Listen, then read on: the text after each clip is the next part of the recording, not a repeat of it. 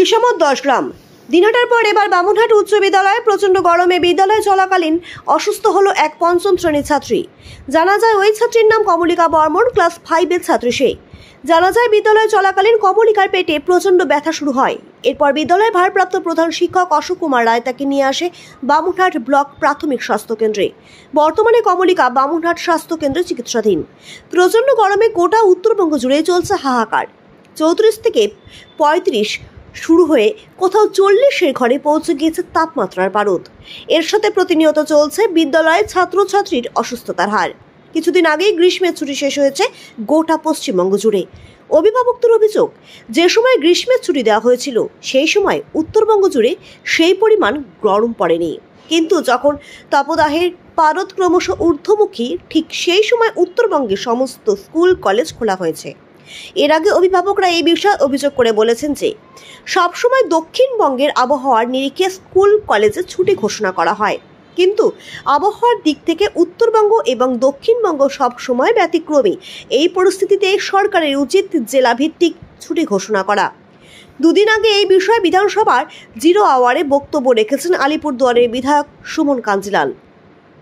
এখন প্রশ্ন উঠছে, সত্যি কি তবে উত্তরবঙ্গ বঞ্চিত না হলে কেন বারবার দক্ষিণবঙ্গের সাথে উত্তরবঙ্গের আবহাওয়ার তফাৎ থাকলেও সরকার সেটাকে গ্রাহ্য করে না?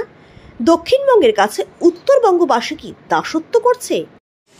অ্যাকচুয়ালি প্রচণ্ড গরমের জন্য আমাদের ক্লাস 5ম শ্রেণীর এক ছাত্রী কমলিকা বর্মন ও অসুস্থ হয়ে পড়ে।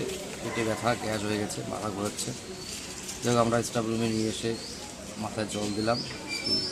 প্রাথমিক চিকিৎসা করার পর আমরা তড়িঘড়ি আমাদের যে বিদ্যালয়ের পার্শ্ববর্তী প্রাথমিক স্বাস্থ্যকেন্দ্র আছে আমরা সেখানে নিয়ে আসলাম।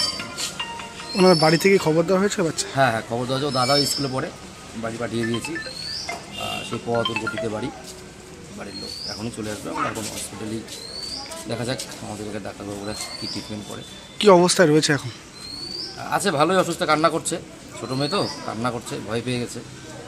তারপর সান্ত্বনা দেওয়া হলো, কিছু হবে না, ডাক্তারবাবুরা দেখবে এখনই। দেখা যাক কী হয় প্রাথমিক চিকিৎসাটা।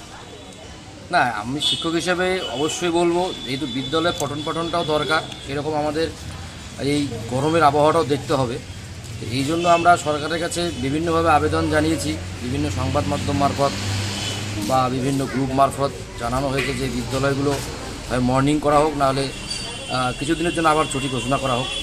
যদিও আজকে আমাদের শিক্ষামন্ত্রী 2 দিনের জন্য ছুটি ঘোষণা করেছে, এতে আমরা একটু স্বস্তি, কিন্তু জানি না 2 দিন পর ওয়েদারটা আবার কী হবে। যদি সেরকম ওয়েদার এরকমই থাকে তাহলে নিশ্চয়ই সরকারকে আবার ভাবতে হবে বিশেষ কচিকাচাদের জন্য, কারণ তারা বিভিন্ন স্কুলে যাওয়ার পর অসুস্থ হয়ে পড়ছে অনেকেই।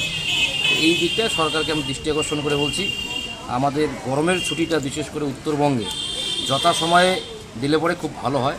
কারণ যে সময় আমাদের সামার ভ্যাকেশনটা ছিল সেই সময় কোনো আমাদের এখানে গরমই ছিল না। যাই হোক, স্কুল খুললো, এই গরম শুরু হয়ে গেল। তাই আমি ভাববো যে আমাদের উত্তরবঙ্গের স্কুলগুলোর জন্য সরকারকে একটু বিবেচনা করে ছুটিগুলো ঘোষণা করা উচিত। কী নাম আপনার? আমার নাম অশোক রায়। কোন স্কুল? আমার বামুনহাট উচ্চ বিদ্যালয় সহকারী প্রধান শিক্ষক।